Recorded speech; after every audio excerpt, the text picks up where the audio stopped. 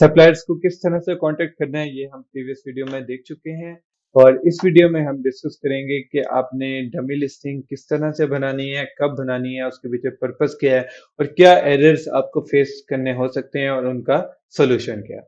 सबसे पहला पॉइंट कि डमी लिस्टिंग आपने किस टाइम पे बनानी है।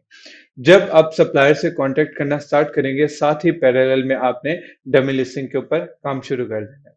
डमी लिस्टिंग किस तरह से बनाते हैं अभी मैं आपको सेलर सेंट्रल पे लेके जाऊंगा और वहां पे ये चीज शो करूंगा।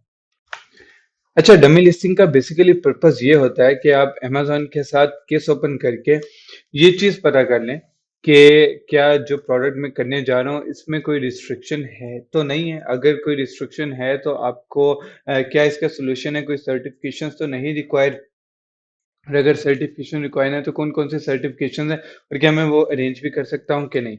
ये चीजें आपके लिए पहले जानना बहुत जरूरी होती है किसी भी प्रोडक्ट लॉन्च से पहले, और वो आप डमी लिस्टिंग बना के पूरा कर सकते हैं। सेकंड, डमी लिस्टिंग से पहले आपने एक दो चीजें नोट कर लेनी है। सबसे पहली चीज ये कि आपके पास यूपीसी मौजूद होनी चाहिए जितनी भी लिस्टिंग्स आप क्रिएट करने जा रहे हैं, और यूपीसी के लिए रिकमेंडेड है जीएस1 की वेबसाइट। अमेजोन ने खुद ये चीज रिकमेंड की हुई है। स्पीडी बारकोड्स पे मत जाइएगा, स्पीडी बारकोड्स नो डाउट आपको बहुत कॉस्टली कॉस्ट इफेक्टिव पड़ता है, लेकिन स्पीडी बारकोड में बहुत प्रॉब्लम्स आते हैं। अक्सर यूपीसी ऑलरेडी यूज हो जाते हैं या डिफरेंट प्रॉब्लम्स आते हैं जो कि बाद में आपको मुश्किल होती है, तो इस वजह से आपने जीएस1 ही से यूपीसी परचेज करने हैं। सेकंड चीज ये कि आपका ब्रांड ऑलरेडी अमेजोन के ऊपर इनरोल है कि नहीं। ब्रांड इनरोल से मतलब ये नहीं है कि आपकी ब्रांड रजिस्ट्री हुई है कि नहीं। अगर ब्रांड रजिस्ट्री हुई है तो फिर तो डेफिनेटली आपका ब्रांड इनरोल हुआ है। लेकिन अगर ब्रांड रजिस्ट्री नहीं भी हुई तो भी आपका ब्रांड इनरोल हो सकता है लिस्टिंग बनाने के लिए। लाइक अगर आपका ब्रांड इनरोल नहीं है ना तो आप अमेजोन के ऊपर ब्रांड नेम के साथ लिस्टिंग नहीं बना सकते। आपको ब्रांड नेम में या जेनेरिक लिखना पड़ेगा या एनए लिखना पड़ेगा।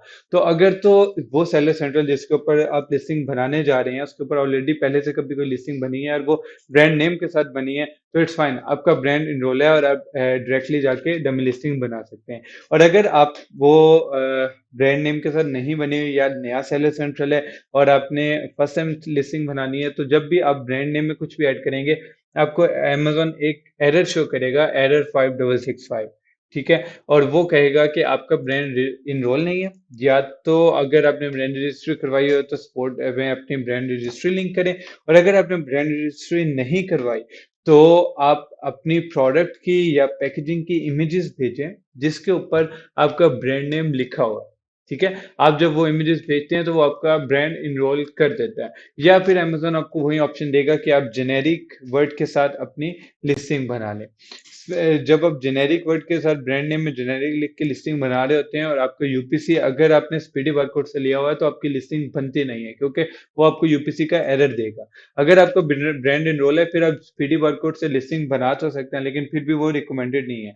लेकिन अगर वो आपका ब्रांड इनरोल नहीं है तो फिर तो आप स्पीडी बारकोड के यूपीसी से लिस्टिंग बना ही नहीं सकते। तो इस वजह से अगेन मैं रिकमेंड कर रहा हूँ कि यूपीसी जीएस1 ही से परचेज करने। सो अगेन एरर 5665 के ऊपर आते हैं। अब एरर 5665 का सोल्यूशन यही है कि आपने अपने सप्लायर को कहना है कि जब भी मेरी इन्वेंट्री तैयार हो तो आप उसने आपको इमेजेस भेजनी है प्रोडक्ट की।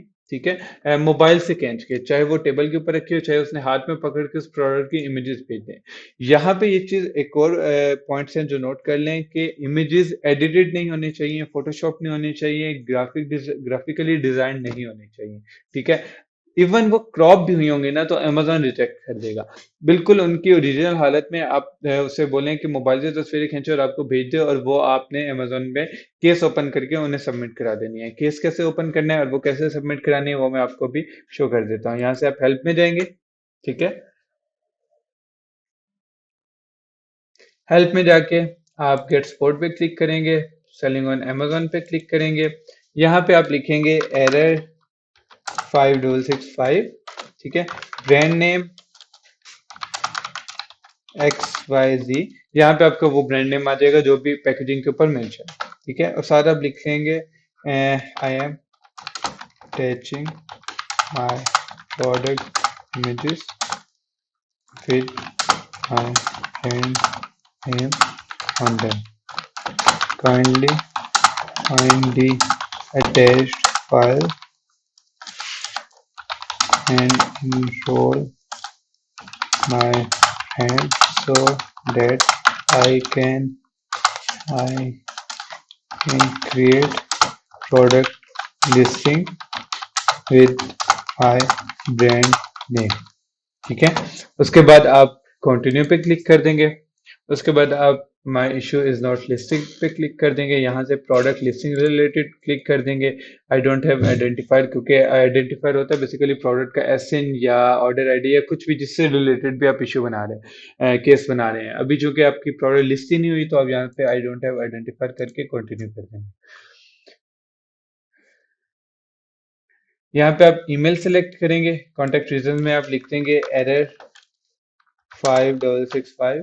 ईमेल सेलेक्ट करेंगे तो यहाँ पे आपको ऐड अटैचमेंट्स की वो ऑप्शन देगा। यहाँ पे जाके आपने वो इमेजेस अटैच कर देनी है जो सप्लायर ने आपको दी है। उसके बाद दिस इशू इज अर्जेंट को मार्क करके सेंड कर देंगे तो आपका केस ओपन हो जाएगा और with in 1 to 2 days Amazon आपको रिप्लाई कर देगा कि आपका ब्रांड इनरोल हो चुका है और अब आप डमी लिस्टिंग बना सकते हैं। अब डमी लिस्टिंग बनाने के लिए सिंपल आप एड अ प्रोडक्ट पे क्लिक करेंगे।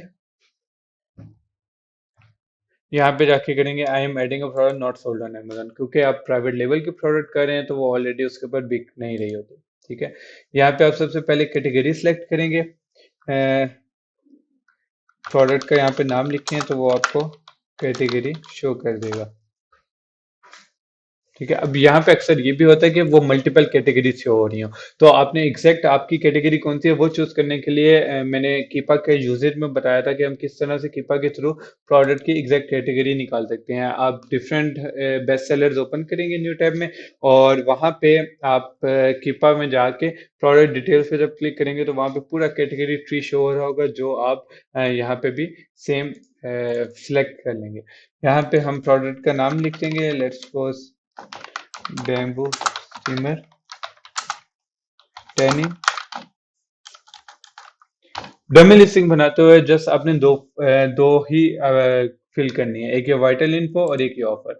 ऑफर के अंदर आपको क्वांटिटी शो होती है। क्वांटिटी जब आप यहाँ से एफपीए पे क्लिक करेंगे तो क्वांटिटी रिमूव हो जाएगी। आइटम कंडीशन आपने न्यू कर देनी है। स्टैंडर्ड प्राइस आपकी यहाँ पे कुछ भी ऐड कर दें, 35 कर दें। उसके बाद वाइटल इन्फो में आके आपने प्रोडक्ट नेम ऐड कर दिया, ब्रांड नेम यहाँ पे आपको सिलेक्ट करना पड़ेगा। ठीक है, और यहाँ पे आप वो यूपीसी ऐड करेंगे तो आप यहाँ पे सेव एंड फिनिश करके डमी लिस्टिंग बना लेंगे। अब जब एक बार डमी लिस्टिंग बन गई तो आपने अमेजोन के साथ केस ओपन करना है और अमेजोन को बोलना है कि मैं ये प्रोडक्ट सेल करना चाह रहा हूँ। ठीक है, तो मुझे बता दें इसमें कोई रिस्ट्रिक्शंस तो नहीं है या कोई सर्टिफिकेशन तो रिक्वायर्ड नहीं है, और अगर एवरीथिंग ओके तो अमेजोन आपको with in 1 to 2 days reply कर देगा कि आप ये प्रोडक्ट सेल कर सकते हैं और आप फिर सप्लायर के साथ फाइनल ऑर्डर पे जा सकते हैं।